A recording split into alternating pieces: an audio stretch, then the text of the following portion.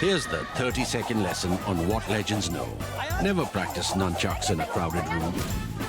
Never eat chole before a road trip. Always take your shirt off before you iron it. Don't take a call near a swimming pool. And don't forget, saving is not investing. Legends don't just save, they invest in mutual funds.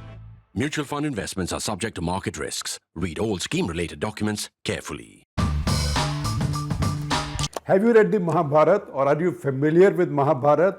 The build-up to the battle of Mahabharata, the big battle, was that the two sides went out across the country, or however big the country was at that point, to look for allies, right? And other rulers were given the choice of being on this side or the other. Everybody got involved, including the divine beings. That is one parallel. That's one parallel that works out almost before every general election in India. So right now, the Mahabharata of 2024 is coming up, and both sides have gone out looking for allies. The Congress and others opposed to the BJP were first off the blocks. They got off the blocks first and they launched the India bloc. At that point, looked like that a lot of parties were joining it, 28, 29 parties. Many of them not of great consequence, but each one has some little vote bank someplace. And it looked like they were becoming a formidable alliance with the idea of somehow denying the BJP the 272, 273 figure. Because if you can keep the BJP below 272, then it will have to be a coalition government, and the bigger the gap between 272 and whatever the BJP got would have been that much better for the opposition. Now, India bloc at this point seems to be in a disarray, or in fact, to be realistic, in a bit more than a disarray. It looks to be in quite a mess. There is still time. We don't know what will happen, but at this time, looks like that after the early start, they have lost their way or they've gone astray. Having said that, this is the time now for the BJP to move into action. So BJP is now out looking for their own allies, but more importantly, they are looking for their own lost allies, parties or leaders who were their allies and who they have lost in the course of time. Now that, of course, the headline today is not about one of them. The headline today might be about Ashok Chavan and other possible defections from the Congress party in Maharashtra. That is significant enough because Ashok Chavan is the Congress party's preeminent Maratha leader. And right now in Maharashtra, we also know this Maratha versus OBC tension that's going on. So it's always good to bag your main opposition's former chief minister, who until now was a senior minister in the NDA government, besides having been chief minister in the past, also the son of the former Home Minister of India and one of the Congress party stalwarts of Maharashtra and Maratha politics. So that's a good gain for the BJP. That said, however, that is part of this new campaign that the BJP has now launched to get more support, to get more leaders everywhere in the country, to strengthen their prospects in the 2024 elections. BJP leaves nothing to chance. But the more important thing, and the thing that we might talk about in a little more detail this time, is the BJP's efforts to win back those it has lost, which is it was a family of sorts, NDA, National Democratic Alliance. Once the BJP started getting majorities in 2014, then 2019, it began to lose its alliance partners. That is something we've written about. I've written about this in National Interest. We have also featured this in Cut The Clutter in multiple episodes, in fact. Now, BJP lost almost all of its NDA partners. So, at this point, if you look at this cabinet has almost, in fact, no NDA minister of any consequence. There might be a Ramdas Athawale holding a tiny junior ministry, or there might be Anupriya Patel of Apna Dal also holding a junior ministry, but there is no minister of consequence from any of the NDA allies. So BJP has shed NDA allies. Some of that might have happened because of arrogance also, that we don't need you. At least some parties say that. Shiromani Akali Dal, for example, always said that the only reason they left was that the BJP treated them with inadequate respect and also BJP showed arrogance in their dealings with them. Now, I'm just doing a quick count with the help of DK Singh, our political editor, a quick count of the alliance partners, the NDA partners that the BJP has lost since it started getting majorities. Remember, it's the NDA that had brought the BJP to power in 1998. So 1998 to 2004, 6 years, BJP was in power because they formed an NDA. But once the party started getting majorities, full majorities under Narendra Modi, then NDA partners had become dispensable, expendable, use and throw. You can choose your expression, but any of the three, or in fact all of the three. This time, 2024, in the mood of the nation survey, in fact, there is fair bit of comfort for the BJP. It says not only that BJP will repeat its number of 303 the last time, but actually get one more. So it makes it 304. Even in that situation, to take nothing to chance, BJP has gone out looking for alliance partners. Ashok Chavan getting defectors from the Congress party is one part of the same story, but these are not alliance partners. So alliance partners that the BJP lost, number one, I told you I'll give you a list: Shiromani Akali Dal, Shiv Sena, JDU, that is Janata Dal United in Bihar, TDP, Telugu Desam Party, All India Anna DMK, that's 5, 6, Rashtriya Lok Dal, although they were not really NDA alliance partners, but in the past they played both sides, one or the other, or sometimes both sides against the third as well. That it's a party like that, they can move, they have a lot of fleet-footedness and a lot of flexibility, and you see some of that flexibility playing out right now, particularly with the award of Bharat Ratna to Chaudhry Charan Singh, in whose name RLD is run by his grandson Jayant Chaudhary. So RLD, then JJP in Haryana. Now, JJP in Haryana is not an ally that the BJP lost, but JJP in Haryana, that is Dushyant Chautala's party, that he's one of the grandsons of Om Prakash Chautala and great-grandsons of Devilal. His party is an alliance with the BJP. It's only thanks to the numbers of his party that the BJP was able to put together a government in Haryana in 2019, because it had fallen short of the majority mark. Again, he is an ally right now while running the government. Will the BJP now reach out to him also? That's not a move that's been made as yet. So we will watch that situation as it unfolds. So at the moment, let us see what is happening. What's happening right now is that Chandrababu Naidu, the key thing is Andhra Pradesh is not an unimportant state, but Andhra Pradesh still sends 25 members to the Lok Sabha. 25 puts it in the ballpark of Gujarat, Rajasthan, Karnataka and Madhya Pradesh. So it's a major state. 25, BJP has nothing there. And truth to tell, nobody has anything there. Congress also has nothing there. However, it looks like, if you see the opinion polls at this point, it looks like anti-incumbency is building up. In Andhra, Chandrababu Naidu has made some recovery. Some of the opinion polls, including the India Today Mood of the Nation poll, they suggest that he might be getting a sizable vote this time. So because of that, he's back in the reckoning. So TDP is one more of the, in fact, one of the major former NDA partners that's come back in the reckoning. JDU has already happened in Bihar, because Bihar, as we speak and as we talk, in the state assembly in Patna, a decision has taken place, and Nitish Kumar, in partnership with BJP, has already won his trust vote. They are now working on the other major ally they had lost, that is the Telugu Desam Party. Telugu Desam Party has even had cabinet positions at the center in partnership with BJP. They've also had the speaker's position, that was Balayogi. They've also had the speaker's position in parliament with the BJP in Delhi. Now, very interesting politics is playing out in Andhra Pradesh.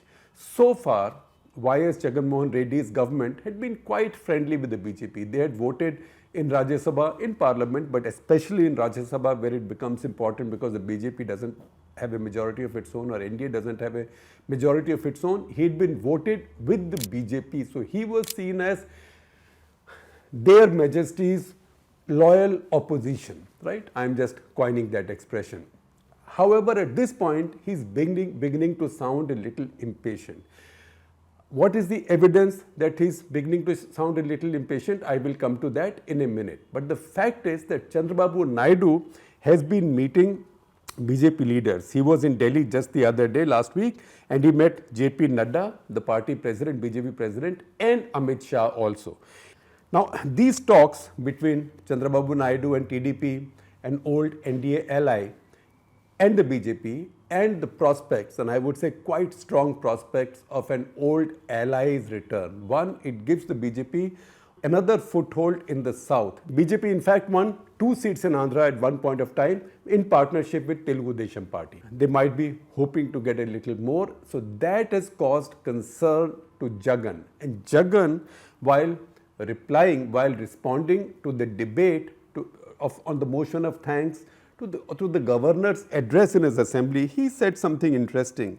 He said it is good for us, it will be good for us if no single party has majority at the center, because then for our demand of special status for the state, we can negotiate with whoever is forming government at the center for accepting our demand for the special status for our state in return for our support to them to form the government. So he is using a different pitch right now to his voters to ask to vote for a party that will not already be part of an alliance which seems to be a front runner. That tells you impatience, and that also tells you a little bit of tactical positioning which we had not expected Jagan to be making at this point, because he would have presumed so far that BJP will see no real value in going with Chandrababu Naidu because he was helping the BJP anyway.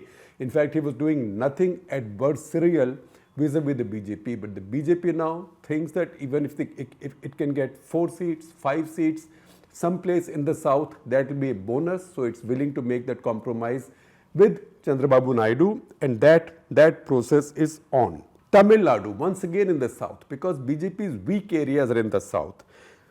JP Nadda was in Tamil Nadu, and there were rumours, in fact there was a strong impression also in the Tamil press, that he will be meeting O. Selvam. O. Selvam, as we know, is one of the senior former leaders of AIA-DMK. In fact, AIA-DMK politics is a little bit cluttered, so let me try and simplify it for you. EPS and OPS were together, they were fighting. BJP helped bring them together, so they came together. One became chief minister, EPS became chief minister, OPS became deputy chief minister. Once they lost power, then a new power struggle started in terms of who will lead the party. In that power struggle, EPS got the better of OPS and then got all the other council members together and expelled him from the party. So OPS has been chafing since then. But in the southern parts of Tamil Nadu, in Tamil Nadu in general, but particularly in the southern parts of Tamil Nadu, he has some vote. He has some vote, particularly also because his caste, members of his caste have quite a few votes there. That is a Thevar caste. That might be the value that the BJP finds in him. Or maybe it is just squeeze play that BJP pretends to be negotiating with OPS and striking an alliance, saying that look, he will help us get his Thevar vote, so maybe 1 or 2 seats we can win in southern Tamil Nadu, because that's where BJP has won the odd seat in the past, the Kanyakumari seat particularly. That may be also squeeze play then with EPS and ADMK. ADMK so far has been saying that they don't want to go with BJP. It looks like they have some compulsions. One of the compulsion comes from how DMK, that is Stalin's party, is playing the sub-nationalism card, because sub-nationalism is very strong in Dravid politics, and EPS and AIA-DMK see the risk in going with the BJP, particularly because of the impression that BJP is a Brahminical party. So they think that will then create a clear ideological distinction between them and DMK. The thing with Tamil Nadu politics is that ideologically there is almost nothing to distinguish between DMK and ADMK. In that situation, given the fact that there is nothing in common with Dravid ideology and the BJP ideology. In fact, both are completely contrary. If ADMK goes, AIA-DMK goes with the BJP, EPS would think that will put him at a disadvantage vis-a-vis DMK. Ideologically, with the die-hard Tamil ethnic population, but also with the minority voters. Tamil Nadu is a very heavily Hindu state, 87%, 88%, 12%, that is 6% each is Christians and Muslims. So they together, the minority vote is still quite sizable, and EPS does not want to lose that vote either. The fact is that in the previous elections, he has not done too badly. He hasn't won that many seats, but he hasn't done too badly. 2021 assembly elections, his alliance got 39.7% of the vote, of which AIA-DMK got 33.29% of the vote. BJP only got 2.6, but they also contested fewer seats, 2.6% of the vote. DMK and its allies, on the other hand, got 45.3% of the vote, and DMK alone got 37.7. So DMK got by itself 37.7 in the assembly election, and ADMK got 33.29. So it's not as if the gap is humongous there. So he has something at stake there. He doesn't want to lose it. So that's the game he's playing. So BJP may be flirting with, or maybe spreading rumors of flirting with OPS just to create squeeze play and to create pressure on EPS. That the pressure meaning that he could get left out. Again, if I take you back to 2019 Parliament elections, there the DMK alliance did very well. They swept that election. In that election, DMK and allies, including the Congress, got 53% of the vote, of which DMK got 33.5% of the vote, and AIA-DMK got 19.4% of the vote, 19.39, so I'll round it off, 19.4% of the vote. So once again, AIA-DMK in partnership with the BJP could count for a few more seats, maybe a couple for the BJP and maybe a few for AIA-DMK. So that negotiation is still on. In fact, we just have to watch this space. I think it's a matter of time before negotiations begin there as well. Of course, another factor in AIA-DMK politics is that EPS, it's the caste factor. EPS himself comes from the Gounder caste, which is not that numerous in Tamil Nadu, but its variants all included is about 6.5 to 7%. So one caste group is about the same percentage as the Muslims or the Christians in the state. So it's not such a small caste group. Now EPS is from that caste, as is Annamalai, the very vocal and very popular BJP leader on the street, popular on the street, on the BJP street, that's what I mean, not on the street. He cannot match the popularity of the big DMK leaders or even ADMK leaders or many of the other caste-based party leaders. He cannot. But on the BJP street, he's very popular. He has energized the BJP cadre in the state. He is a Gounder as well. He's also very controversial. He can make headline hunting statements, and he's also very popular, gets a lot of traction on social media. So it's also possible that EPS worries about, one reason EPS worries about combining with the BJP is that will bring into the mix another Gounder leader more prominent than he. And that is always a consideration for politicians. Then see other states. Karnataka, BJP has already sewed up Janata Dal, secular JDS, that is Devagowda and Kumaraswamy's party. There will be some give and take there, and I suspect some seat distribution has already been discussed, and I would presume some seat distribution has already been discussed. In UP, talks are going on between the BJP and Jayant Chaudhary. Jayant Chaudhary, as I told you a little bit earlier, the indication is the Bharat Ratna to Chaudhary Charan Singh, and Jayant Chaudhary's statements welcoming that and saying Dil Jeet Liya, they won our hearts, etc., etc. That means only one thing, and this party, RLD, has a history like that. When the party had 3 MPs in Lok Sabha, and there were always questions about, because every MP mattered at that point, there were questions about which side of the nuclear deal will they vote, because on that depended the fate of the Manmohan Singh government. They kept changing their minds. It was in that process Mayawati was the chief minister in Uttar Pradesh, and Mayawati was leading the anti-Congress campaign. She was the leader of the anti-Congress campaign on the nuclear deal to try and bring down the government. At that point, the airport at Lucknow had also been named after Chaudhary Charan Singh. So there is a history like that, and I think this game will play out in a predictable manner. in Uttar Pradesh, BJP already has Apna Dal, which wins a couple of seats, sometimes two, sometimes with other partners, say OP Rajbhar's party, which is the Suhail Dev Bharatiya Samaj Party, SBSP, they might give 4 seats to allies, but they have their alliances sorted out in Uttar Pradesh. In Bihar, as we mentioned earlier, JDU is back with the BJP. That's a big relief for the BJP. And also former Chief Minister, or briefly former Chief Minister, Jitan Ram Manjhi's party, HAM, Hindustan Awami Morcha, they are also part of the alliance. And in Bihar, Chirag Paswan, he's been seen in the company of JP Nadda going for a swearing in of the government. The other faction also, both factions of LJP, that is late Ramvilas Paswan's party, as it split, both factions, it's quite evident right now, are coming back and will be there with NDA. So BJP's got Bihar pretty much sorted. There are some other smaller leaders, Mukesh Sahni of Vikashsheel Insan Party, Upendra Kushwaha. These are really one-man parties, and I'm sure some talks are going on, but I'm not convinced as yet that BJP will be willing to hand over seats to them, any seats to them. Again, among the most important, or probably the most important as I look at it, because of my interest in Punjab politics and Sikh politics, and the Sikhs of Punjab being the one community that really resents the BJP and does not like voting for the BJP, not from Mr. Modi either. Mr. Modi is not popular among the Sikhs of Punjab. There, the BJP's repeat outreach now to the Akali Dal, because Akali Dal in Punjab is really lost out. They are not even number 3rd, right? If you see the Mood of the Nation poll, for example, they get even fewer votes in terms of vote share than the BJP. So the Shiromani Akali Dal needs an anchor again. That anchor can only be the BJP.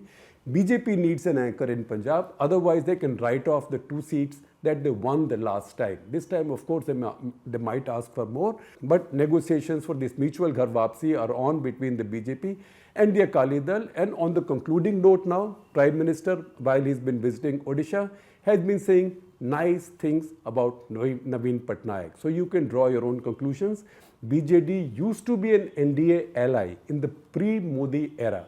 Since then, while they fought elections against each other, they've been a friendly opposition to the BJP.